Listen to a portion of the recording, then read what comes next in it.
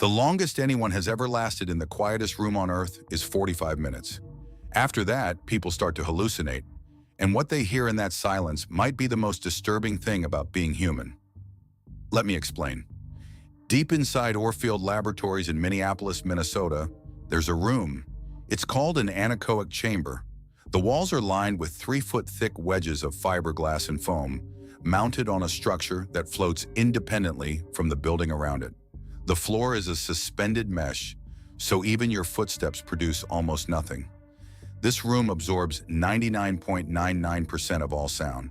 It holds the Guinness World Record for the quietest place on the planet, measured at negative 9.4 decibels.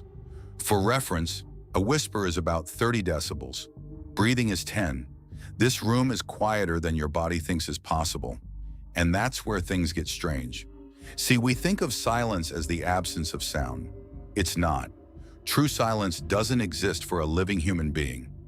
The moment external noise disappears, your body becomes the loudest thing in the room. People who enter the chamber report hearing a low, rhythmic thumping first. That's your heart. Then a rushing, whooshing sound fills your ears. That's your blood circulating through your veins and arteries. Then comes something higher pitched, a strange, persistent hum. That's your nervous system, literally the electrical signals keeping you alive. You have never actually experienced silence. You've only experienced quieter versions of yourself. But here's where it gets genuinely unsettling. After about 15 minutes in the chamber, most people begin to experience disorientation. Your brain relies on reflected sound to understand where you are in space, how big the room is, where the walls are. Remove all reflections and your spatial awareness collapses. People lose their balance. Some can't stand up without support. Your ears desperately search for input and find nothing, so your brain starts inventing things to fill the gap. This is where the hallucinations begin. People report hearing music that isn't playing, voices that don't exist. Some describe a sensation of pressure, as if the silence itself is pushing against their eardrums. Psychologists call this sensory deprivation response. When your brain is starved of expected input, it doesn't just sit quietly and wait. It panics, it fabricates, it fills the emptiness with whatever it can generate, because your mind was never designed to process nothing. And this reveals something profound about how we experience reality every single day. Your brain is not a passive recorder of the world around you. It's an active storyteller. It takes incomplete information and builds a narrative that feels seamless. In a normal environment, there's enough real data flowing in that the story stays mostly accurate.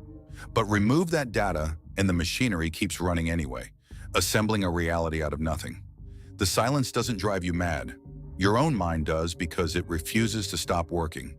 This has real implications beyond a quirky lab in Minnesota.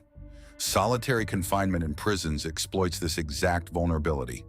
Astronauts in the vacuum of space train specifically to handle sensory deprivation.